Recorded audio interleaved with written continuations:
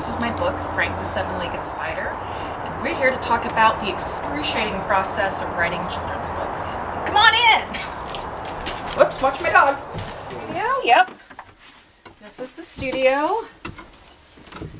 Be careful, you may fall and die.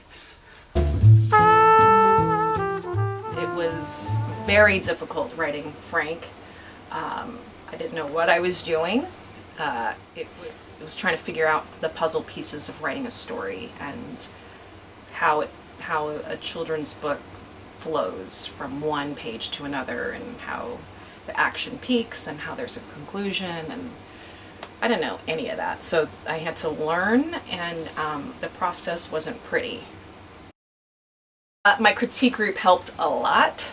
If I didn't have a critique group, I wouldn't have, I don't know what I would have done actually. It was, they were very loving, but very constructive in their criticism in a good way, and I got some really good stuff from them.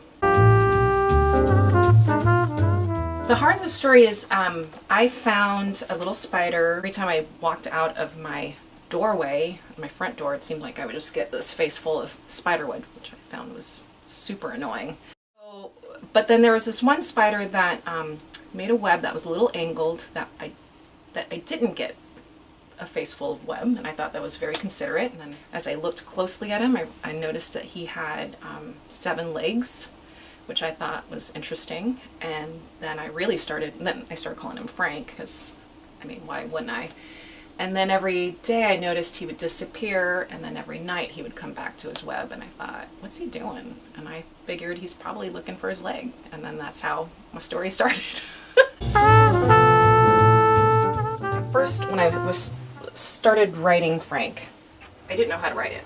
I mean, how do I write the words first? Do I draw the pictures first and then add the words? So I was drawing it first, but that was not working out very well. I was just throwing everything at the wall to see what sticks. After about 10 or 11 drafts of just pulling my hair out, I read Stephen King's book on writing. And it's actually called On Writing, and I read it, and then something clicked, and I sat down on my computer and I wrote Frank in 10 minutes. Just really the bones of the story. That it felt right. Everything felt like it clicked in place. And so then I realized my process is to sit down, write it, and then try to figure out how to put it in 32 pages. And that's really hard. Putting in 32 pages is really hard. In the story, he has trouble accepting himself. A lot of his identity comes from being a spider, and of course being a spider, part of that is 8 legs. And so he, and some of his friends kind of do, not so much ostracize him, but they don't know if he's still a spider. And so he feels like he needs to go look for it and find it. I mean, I think growing up in a multicultural family, there is a feeling of being a bit of an outsider, and so maybe that's where Frank's search of what it is to be a spider, maybe that's where it comes from. I mean, that's definitely resonates in my heart. But there is something about losing something and searching for it and not having it be found that is really compelling to me.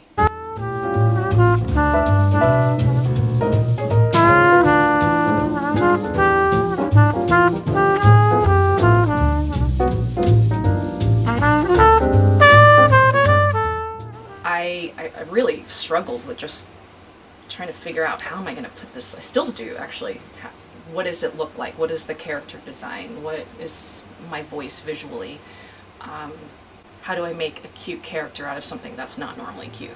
It seems to be kind of what I'm drawn to.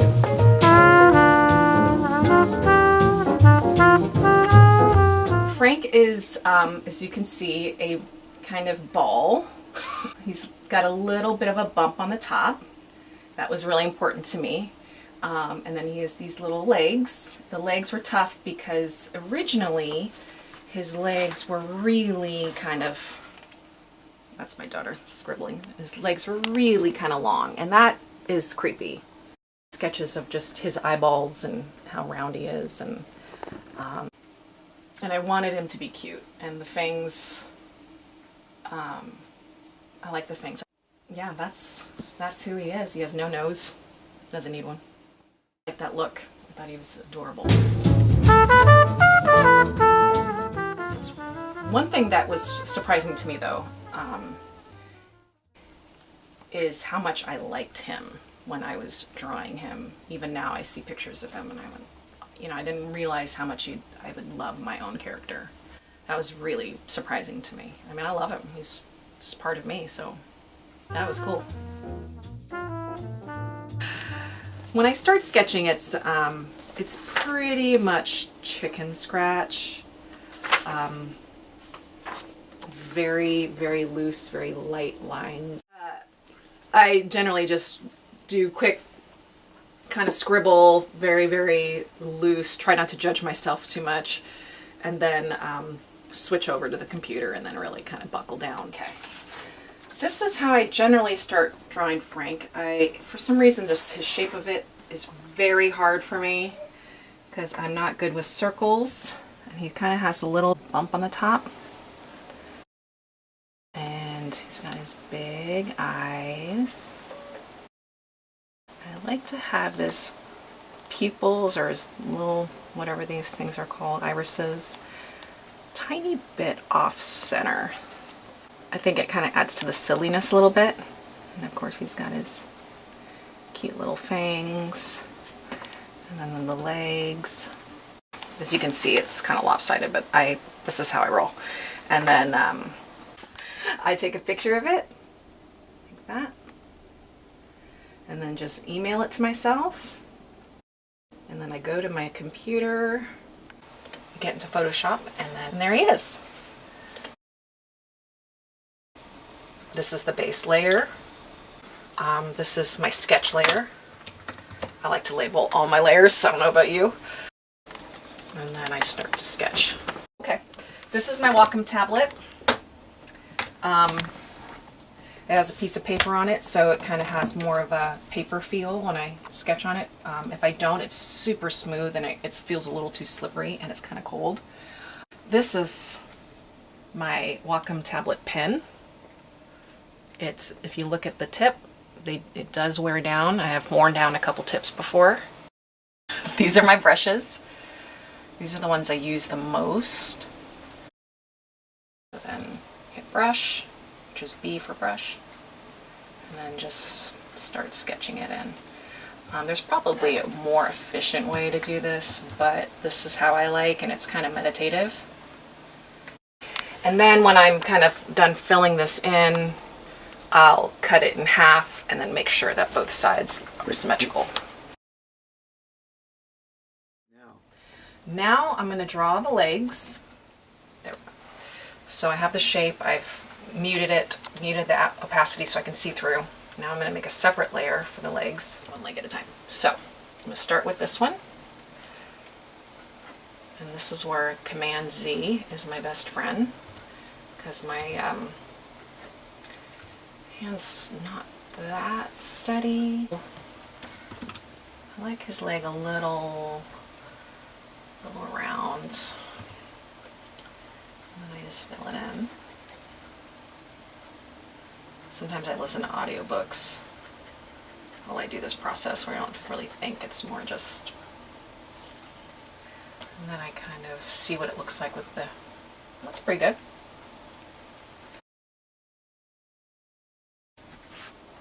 And that's how I make Frank.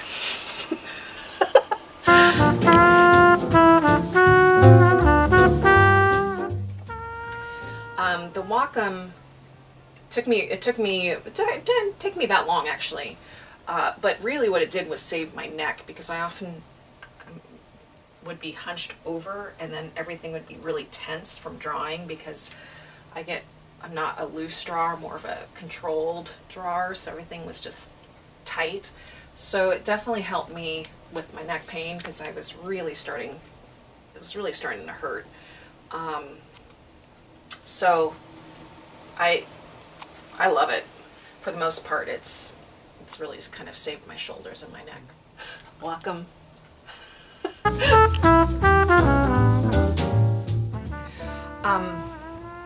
have two pieces of advice to give, actually. The first one is don't give up. Keep moving forward. Don't stop. Don't quit. You're gonna get there. It's a series of small steps. Second one is actually my son gave me this advice, and he got it from an author that came to visit him at his school. I was looking for agents, and I knew I was going to send out Frank, and I knew I was going to get a lot of no's, and I got my first no, and I said, yeah, I got my first no today, and he said, you only need one yes. And I was like, whoa, that was life-changing. Yes, I forgot my third advice, join SCBWI. Because that will put you in the right place, the right time. I really believe that. I did it. You can do. If I can do it, you can do it.